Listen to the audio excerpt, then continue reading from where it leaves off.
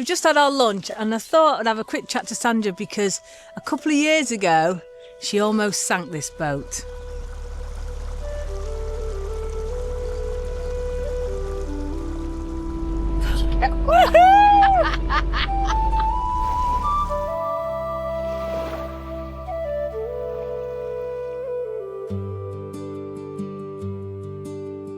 So good afternoon. In the last video you saw us living our best pirate life in Galway, sailing on those famous Galway hookers.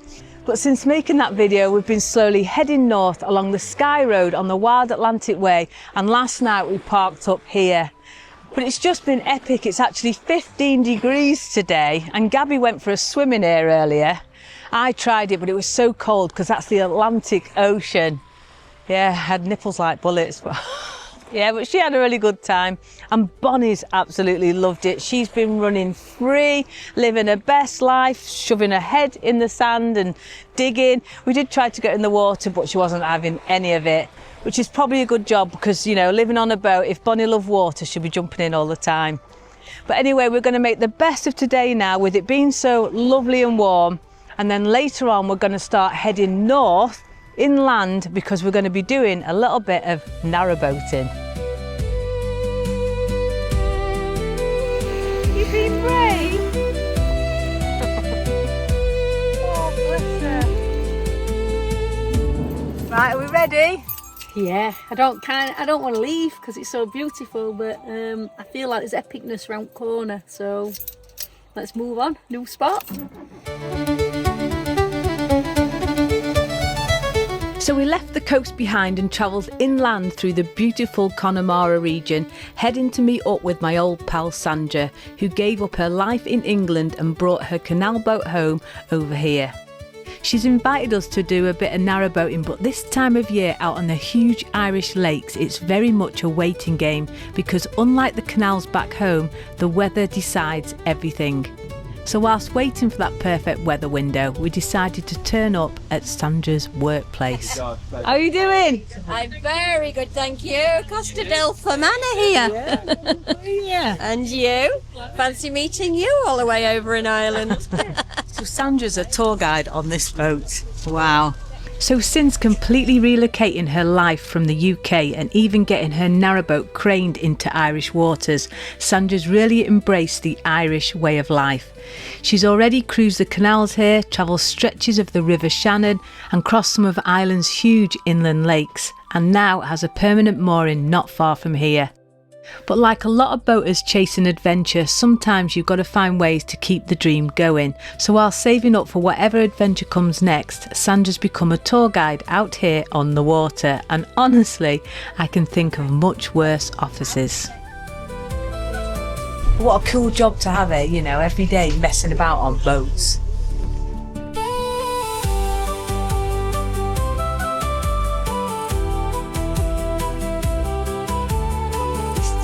Tiny little staircases.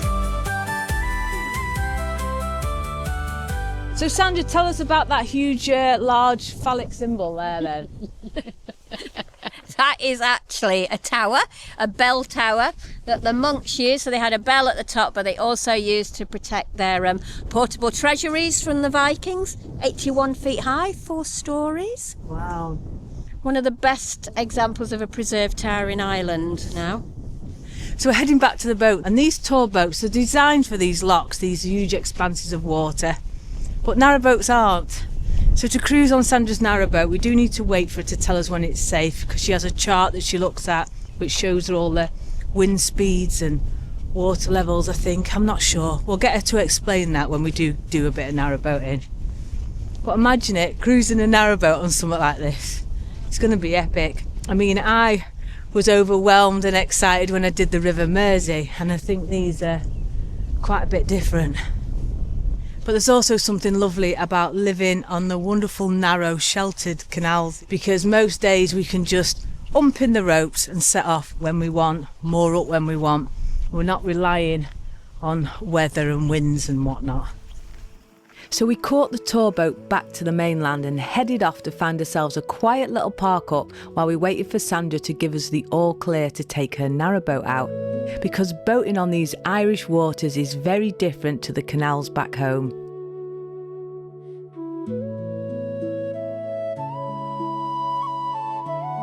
Ireland just keeps on giving, doesn't it? Yeah, I'm thinking how beautiful it is here. Shall we stop and have a bit of lunch? Yeah, can do. Yeah, and sit down there in sunshine. So all along on this trip throughout Ireland, we've been having these. I've got a load of them in the van. And as you know, I keep them on the boat as well. This is Y Foods. It's a complete meal in a bottle. And they contain 27 grams of protein, vitamins and minerals. And they're lactose-free, gluten-free. And they keep you full for 3 to 5 hours. And as you know, I am not the best cook. And the brilliant thing about these is they save on washing up. And when you're living in a van or on a boat, like I do the rest of the time, saving water is the most important thing because you never know where the next water point is. So anyway, if you do want to try Y Foods for yourself, then they're currently offering a massive 30% off with my discount code, which I'm going to put on the screen now. But anyway, we need to get back because hopefully in the next couple of days, we're going to be doing a little bit of narrowboating. Woo! Oh God.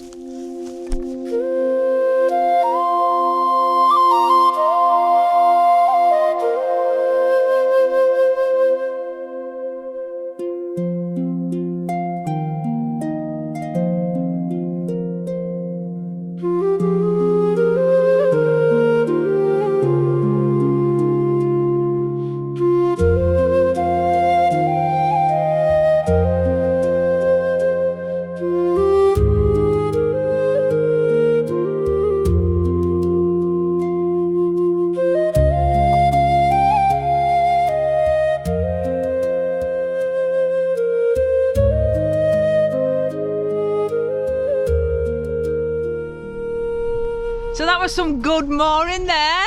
I know, thankfully the wind was kind of in my favour today and blew me in the right direction. It can all go very wrong when it blows you in the wrong direction. So I've been saying to everyone about this wind thing and I don't understand it. So explain it today for us. Basically, the wind makes a huge difference out here because it's much more open than we ever were on the English canals. And it is a completely different ball game out on the lake.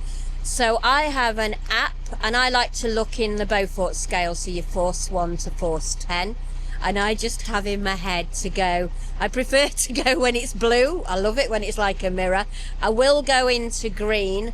I would probably be absolutely terrified in yellow. I choose not to. And red, absolutely not. Okay, so like today's weather at the moment is force 3 to force 4. It's just at the cusp of what I feel comfortable with.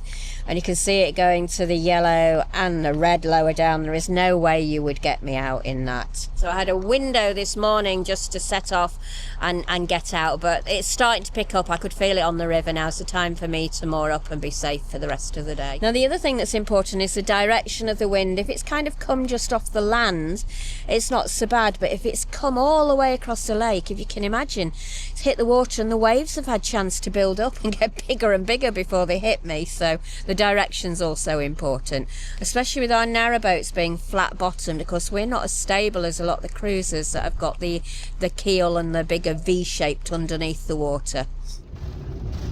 Because we're going cruising tomorrow, we need a van at the destination so we can come back for our van. So we're doing a van shuffle now. We're going to go to Sandra's marina, pick her van up, put her van at the destination. Oh, it's all very complicated, and then we can get back for ours. We're going to have a look at the marina whilst we're there because they're very different to our marinas, and that's mainly to do with the cost. We've got twin vans parked together here, and for those who've been watching the channel for a while, you'll know that me and Sandra took these two vans to Europe for 3 months and did it in France, Spain, Belgium, Portugal, didn't we? We did, yes, yeah. Yeah, so let's go and have a look where you normally moor then. So the vans are reunited. They are, yeah. Now, this marina is completely different prices to the UK. Sorry, you'll all be very jealous. My licence here, I have to have one. but it's free, doesn't cost anything.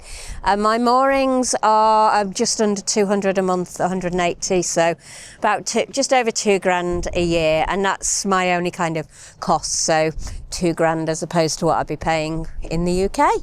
This year, for my boat licence in the UK, just to have my boat on the water, it was just under 1,800 because I have the continuous cruiser bit added on, and I also have the roving traders bit added on. And moorings in the UK are normally between maybe £3,500 to £5,000 a year, probably more if you're in London or in the south. So that's a big difference in price. Right, we're going to move the vans now and head back ready for our cruise tomorrow.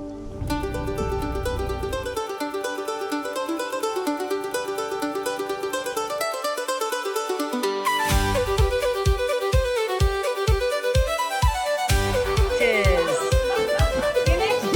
Don't leave it, Heidi. Slauncher.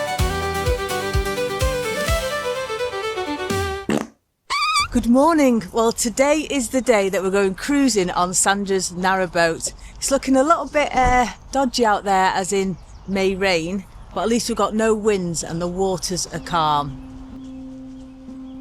So finally, a weather window.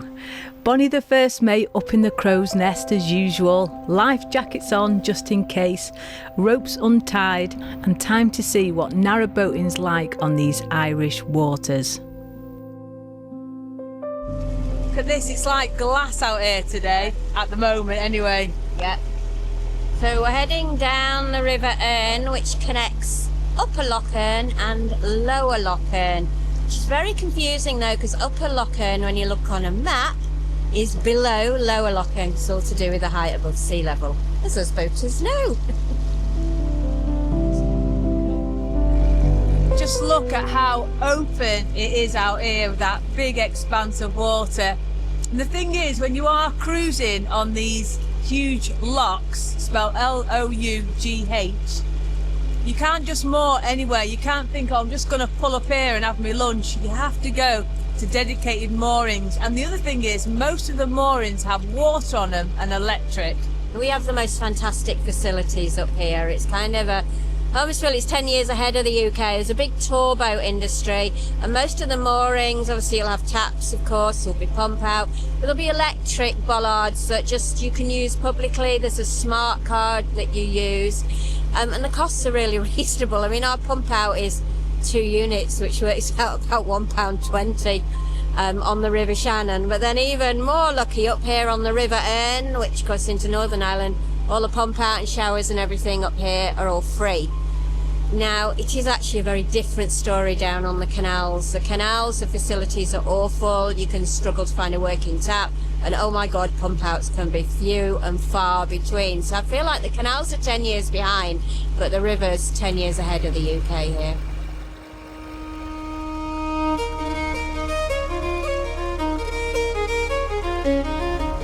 Now we come out on the lake, it's absolutely freezing.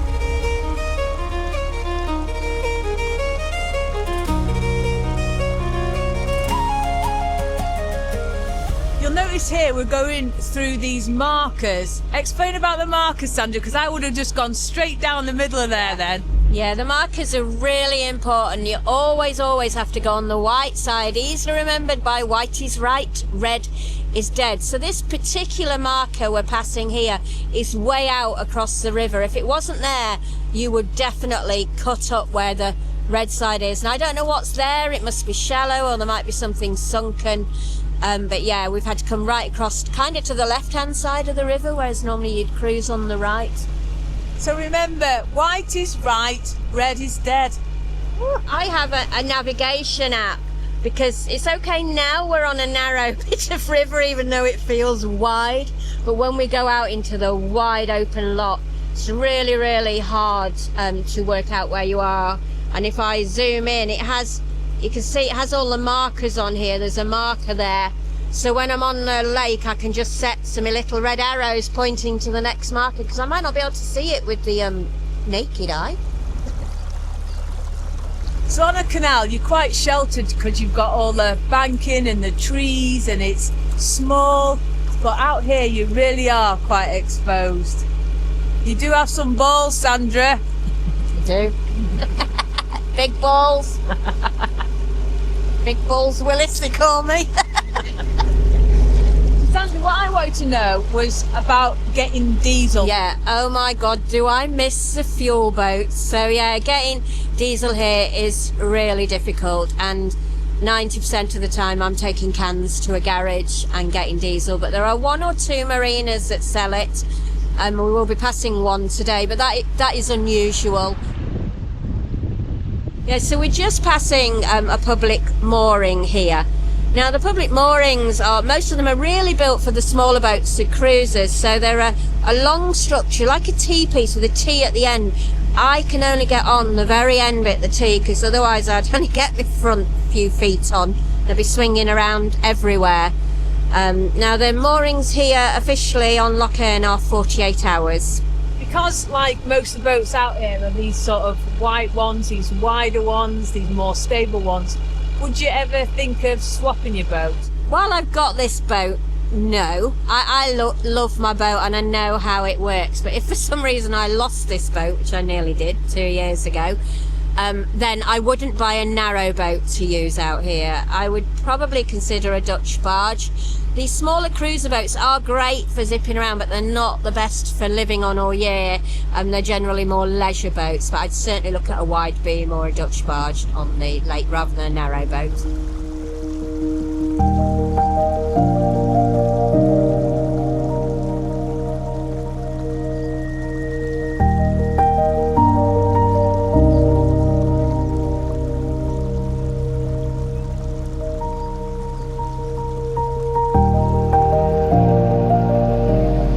About to get some waves.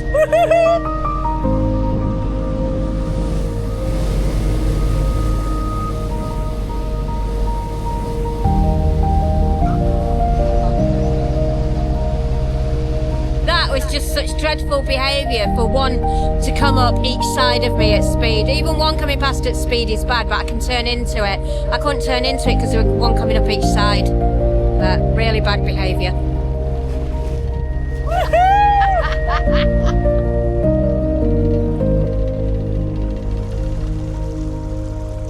You normally always turn into the wake, but when they're both coming down both sides, well, that was brilliant. That was ace. I loved it.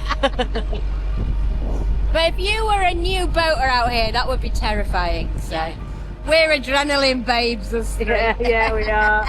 We love it. Bonnie wasn't bothered though. Where are you, Bonnie? I can see me light is right, Yeah. so I'm heading this side of Yeah, it. well done. So we've got Gabs at the tiller now. How are you finding it, Gabs? Every tiller is different. Sandra's got a wobbly one. Wobbly what? Tiller, it's a tiller. It's because it's got a knuckle in it, hasn't I it, think that it one? must be, yeah, and obviously it's just a Mine bit bends fat. in the middle. Yeah. It's got a unique feature. She's got a bendy one and a wobbly one. But yeah, loving it. I'm following my flags. White is right, so I'm keeping to this side here, and all's good.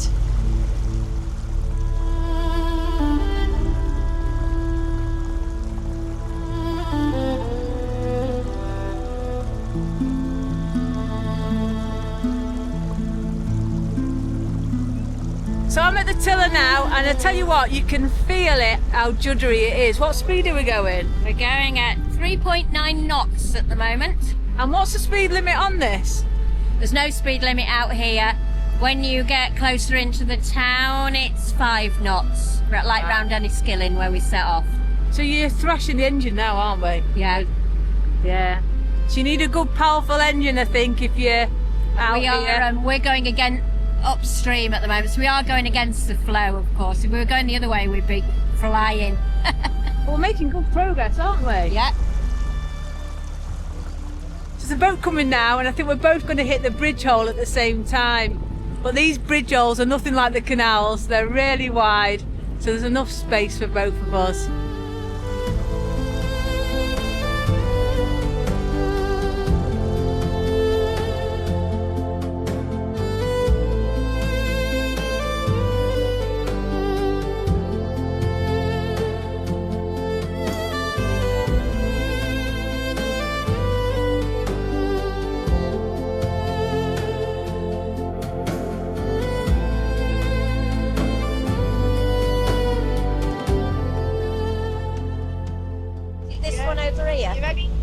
So you keep going in this direction, and then we're going off to the left to mark there. So we're currently looking for the markers, and in this open water here, they're quite difficult to see.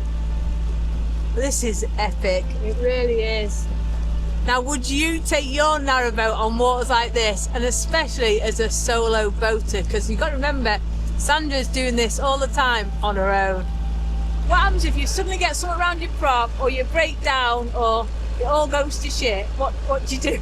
So that happened, I'd start crying and post it on Facebook. No, seriously, you actually dial 999 and you ring the RNLI, or there is one of the boatyards that does operate a recovery service, but you're quite well in your rights to ring the lifeboat station and they will come out and assist you. Now, obviously, I carry an anchor as well out here. So if it was windy or I was drifting into rocks, then I would drop the anchor as well. And I'd be able to give them my position because I'm using an app to track where I am all the time. Yeah, so when we just passed that marker, with the naked eye, you can't see the other markers at all. So you have to cruise a little bit. It's really hard to do on your own, Sandra. I don't know how to do it on your own. So I'm on lookout for markers. But we're good, so I spotted one. So we've just decided we're actually going to stop here at this little island and have a little bit of lunch. What's the name of the island, Sandra? Nan Island, N-A-A-N. It's a wildlife refuge, but it's a lovely little island. It's quite a big island, actually.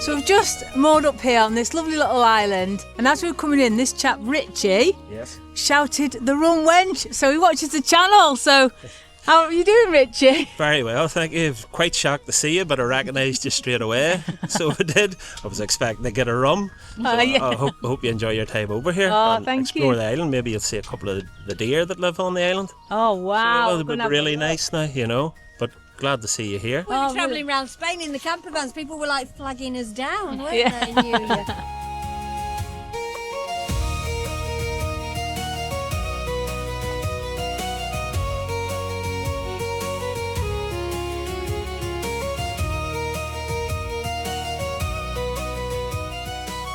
We've just had our lunch, and I thought I'd have a quick chat to Sandra because a couple of years ago she almost sank this boat. Yeah, so I did have a bit of an incident, you could say. I was cruising up the big river Shannon, and it was the second day after winter, so my boat had been de-winterised, so I knew everything was fine and it was all dry inside. And then as I'm going up, I started to think, I think it's leaning a bit, it's tilting a bit, but it was only slight and I couldn't tell. And then it started raining really heavy, and I carried on further. And I started to think it's definitely tilting. But I couldn't do anything. I was out in the middle of the river, and then the dogs started barking non-stop. So I knew something was wrong. So I literally just kept limping up the river, pulled in at this mooring, leapt off, did the ropes, then went inside, and the water was up to my knees. And the boat was tilted quite a lot. Now, the thing the dogs were barking at, it wasn't the water, it's the fact because it tilted, all the cupboards had come open and everything had fallen out of it. So I didn't know what to do, so I just literally rang my friend Fergal, who has a boat, who used to work for one of the hire companies, and just said, Fergal, I'm not messing around, I think my boat's going down. And within minutes, one of the hire companies was there with pumps, but then the fire brigade turned up, then the Garda turned up, then an ambulance turned up, and it was all blue lights in this little village stopping the traffic, all for me and my boat being pumped out of water. So what caused it then? What was the cause of that then? Well, it came in at the stern gear, and I'm still not entirely sure. It obviously became an insurance claim. Now, that was really difficult because it was deemed as wear and tear and not accidental, so they wouldn't cover the damage. So all the stern gear had to be redone, which cost thousands. the insurance company wouldn't cover that, but they would cover the damage done to the boat. So the boat was flooded right throughout, so it had to have a complete refit. Everything came out, the floors, the walls, even the pump out tank under the bed, and I had a refit done. So I was actually off the boat in the end, bar that one night I was cruising because I'd been away for winter with Heidi around Spain. I was off the boat for 20 months and had to live in my camper van. But the company that did the refurb did a very poor job and dragged on and on and on, and there's still lots of things wrong with it. So it ended up costing about 40,000 euros, of which I paid 10,000 and 30,000 came from the insurance. But yeah, the whole lot inside has been refitted. Anyway, we're going to go now and have a little look inside. I'd painted over a lot of it so you can't see, but bits of MDF to make cupboards, and the cupboards have been stored in like a boatyard where there were swallows, so there was bird dirt all over them, and they were just put back in with bird dirt all over them. Didn't even clean them. So when you had a boat that was solid wood before, it was an oak finish, wasn't it? Yeah. And suddenly now... So I'm going to take you now through the front entrance. So welcome to Golden Boys, and hopefully it's lovely because I've painted it all to cover things up. Now, a lot of the woodwork in the lounge did survive, because if you imagine the back's down where the engine is, the water was deeper at the back than it was in here, so it kind of came up to just in front of me, but not so high. So yeah, so we maintained a lot of the woodwork, but I don't even see, it's a beautiful old woodwork. This was how the boatyard treated it. They've written a phone number on my lovely old wood. I don't know, finishes like this. This is where that's a really neat finish, isn't it, for wiring the cooker up? Oh, God. Is that coming across there? Yep. Oh, gosh. Not being finicky when you spend that much money. It's not even straight. Look at the gap there. God, that's terrible. And, oh, wow. Yeah. Yeah. Oh, And, Sandra. This door, when you close it, big gap up here. So like the cupboard here, which was lovely old wood, this is, I'll show you inside, 70F. Look at this. Only looks nice because I've painted it grey. Devastating. But I've made it nice again. Now it's my home again. So, yeah. Oh. And these are all original, aren't they? Because you can tell this was the proper wood, the nice wood. I remember it all. It was so beautiful. All the floor, of course, was wood, and now it's just cheap plywood, so we've put a lino down on it. So. But still, a lovely little home, and we call them our adventure vessels, don't we? We certainly do, and they do that. Right. So we're going to set off now to Lough Erne.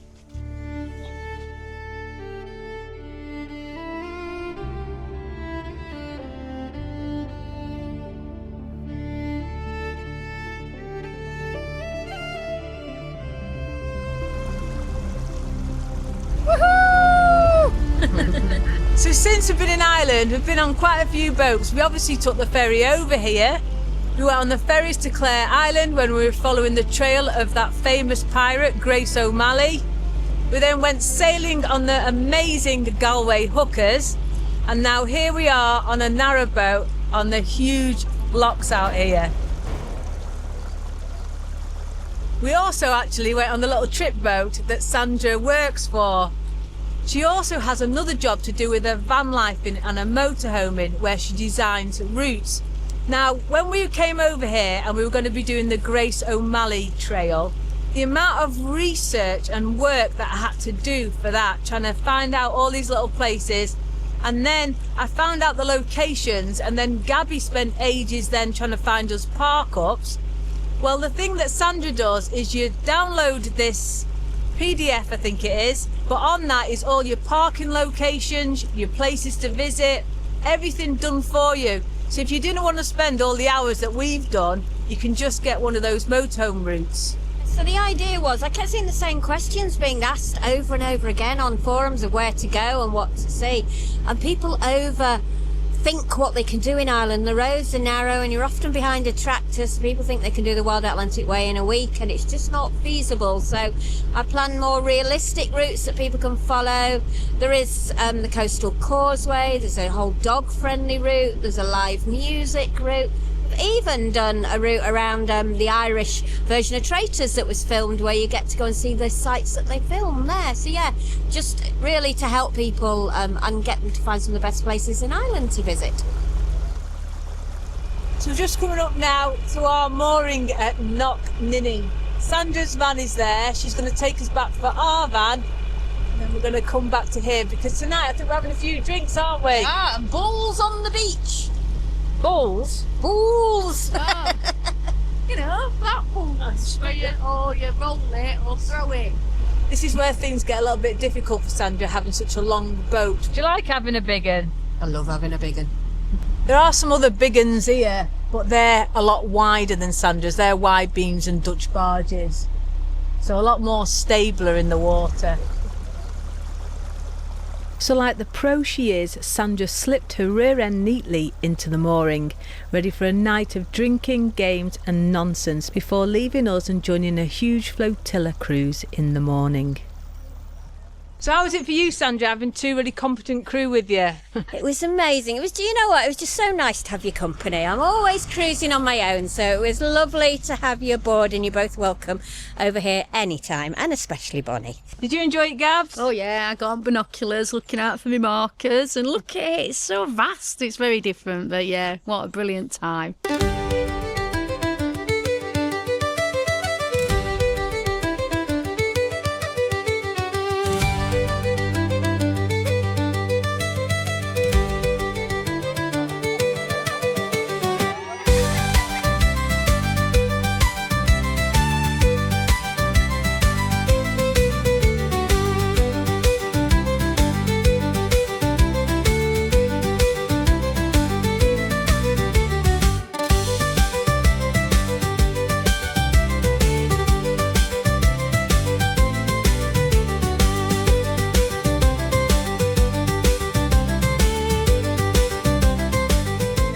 It was amazing watching all the boats leave in convoy this morning, all across Lough Erne, and all the different types of boats, you know, because some of those boats were actually specifically made to deal with all the rivers and lochs that they've got out here.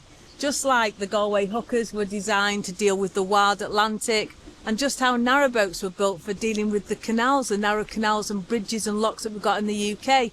And talking of lochs, we're actually stood by one here now. We've actually been driving this morning all the way to here, because we're on our way back to Dublin now, aren't we? Yeah, but we've managed to find another canal, so... Yeah. This is the Grand Canal, and it's quite different to the rivers and lochs that we've been on this trip, in it, and the open seas. It's quite narrow and it looks very weedy, but there's lots of different boats along here. We've even spotted some narrowboats, haven't we? One or two narrowboats and a few wide beams. But alas, we've got a ferry to catch. Have you loved Ireland? Oh yeah, it's beautiful, isn't it? And people are amazing, so welcoming and friendly. We had amazing scenery, and everybody's so kind-hearted. Like, to get on the hookers, that was brilliant. And to see Sandra, meet Sandra for the first time, and her hospitality, taking us out cruising. Everything, it's just been brilliant. But unfortunately, the ferry awaits. But we're coming back, aren't we? We're definitely going to come back. Oh yeah, there's loads we didn't see. Loads. We did a little bit of the wild Atlantic way, but there's so much more to see, so yeah.